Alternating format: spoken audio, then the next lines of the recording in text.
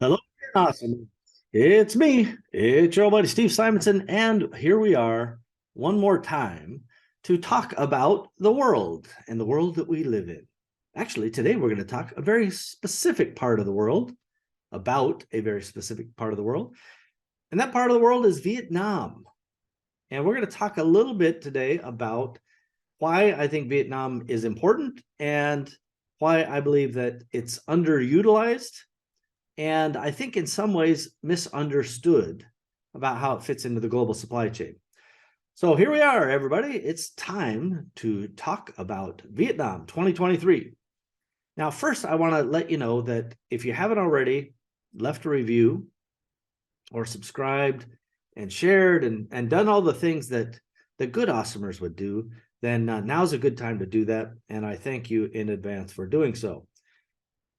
So the reason I'm talking about Vietnam is because I have recently decided to take a small cadre of sourcing people to Vietnam to learn how to source in Vietnam.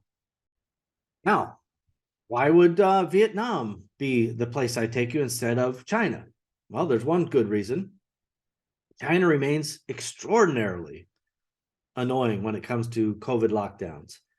And every time they give a little tiny inch, like, hey, maybe we're gonna change our policy and let it get a little easier on you. Which, by the way, some screenshot of a interdepartment CCP memo saying, maybe we'll open up around the springtime 2023, increase like that got wild, that got loose into the wild, one would say. And the stock market in China was so excited about it, the value went up by $500 billion. So, pardon me, let that sink in just for a minute. The entire stock market value went up by $500 billion on a rumor that was never verified and remains not just unverified, but disputed by the central government. Not just disputed in words like, this is not an official policy, stop saying it is, but by their actions, as the country of China is continuously and perilously locked down more and more often. Now, you guys, if you've listened for any length of time, you know that my general opinion is COVID, everybody's going to get it, and there's no way to stop it. And it doesn't really matter what you do, we're all going to get it. And the more healthy will have, little to no effect.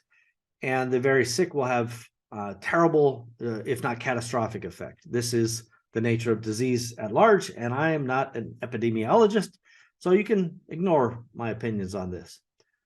But I think the evidence is quite clear. I've had COVID, by the way, 3 times, so I at least have that perspective of, having the issue, and it's not that I enjoyed it, but I was lucky enough to not suffer significant catastrophic. I was lucky. I was one of the lucky ones.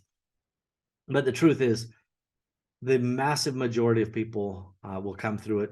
Many of those who've had it never even knew that they had it. They never suffered any ill effects. The challenge in China is when you have just one person who tests positive with tests that are not just not reliable, like super not reliable, you set off this whole series of local governments trying to enforce the will of the central government. And I'm not going to get into all of those details right now, but my whole point is, if the local governments get in trouble when they don't fulfill the will of the big guys upstairs, then they kind of overcorrect to make sure that they don't get into trouble.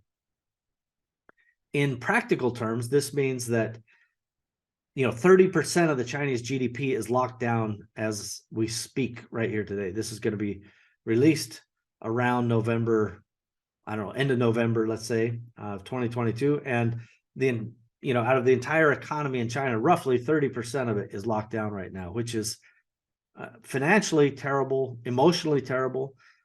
Anybody who oversees or who looks past the kind of mental problems of not just being locked down, but like, if you come out, we're coming after you and we're sending you to one of these quarantine camps, nightmare stuff. So anyway, that's a long reason why we're not going to China. why are we going to Vietnam? Well, we're going to Vietnam because it is and has been one of the key places that China production has moved because of the proximity, because of kind of existing relationships between China and Vietnam, which, by the way, for those keeping score at home, everybody thinks that they're old buddies and pals, but they are not as close as you might think, despite both having, kind of red flags. And I'm not going to get too deep into it, but don't forget at the end of the 70s, China and Vietnam actually went to war. And there are not awesome vibes on both sides of that border.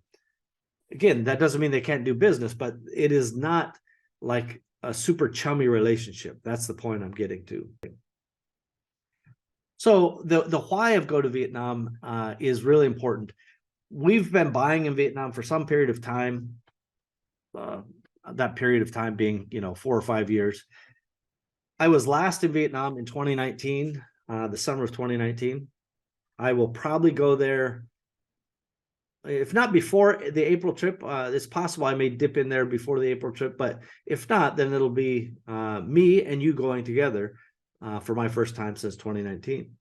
The great news is we're going to a trade show that is there. And this particular Vietnam Expo will have hundreds and hundreds of exhibitors, not all of which will be directly relevant to your product. In fact, Vietnam at large is not a replacement for China. How could it be? They have, 120 million people roughly. You can't replace 1.2 billion people of production and capacity and kind of breadth of resources with a 10 times smaller population. So there's some things that Vietnam is more capable of doing immediately and today, and other things that it's kind of phasing into. The good news for you is there's still a high potential, particularly in their areas of strengths, but even in the emerging areas. So a lot of people don't realize that, electronics is something that is like the number 4 or 5 export from Vietnam, especially if you take out food. It's in the top 5 for sure if you take out food items. And I don't do food, so to me, it's not relevant to look at food in those export rankings. Vietnam's really good at textiles.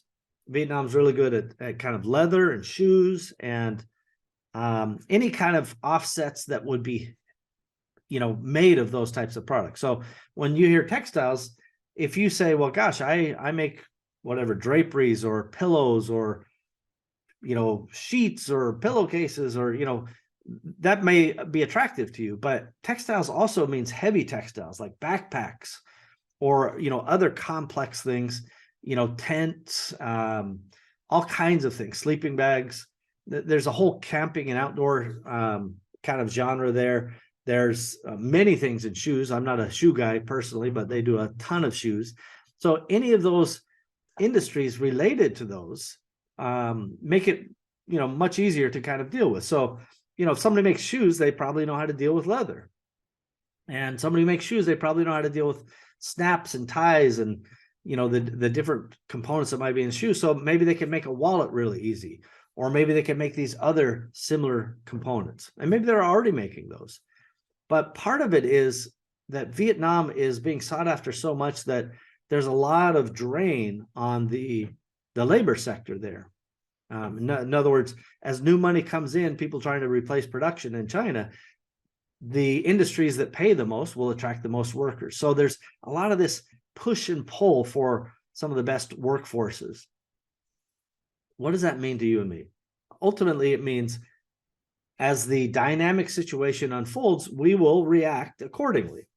So by going to a trade show, you're already in front of factories who want to talk to you. More so, we're not just going to put you on the ground and prepare for the trade show. We're going to make sure that you get the chance to talk to a couple experienced trading companies and sourcing agents that allow you to maybe delegate some of your day-to-day sourcing and work that may have otherwise fallen either onto you or fallen away completely, like nobody's doing it, which is not a great outcome. We could talk later about the value of a sourcing company and a trading company in these concepts. And I have talked about that to some extent last time. anybody who's like, I never would use a sourcing agent, I would never use a trading company, I always have to buy from the factory. Well, frankly, you don't know what you're talking about. Now, there are times where I will not use a trading company, but the contextual elements of that are so critical. There are other times I only want to use a trading company, or in fact, I have to use a trading company because this particular factory that I found that I think is really valuable and makes a product just the way I want it has no export license. So the best thing to do is, for a small fee and some responsibilities, throw the trading company a little Scooby snack and let them kind of manage that process. Thanks again, everybody. Go be awesomer.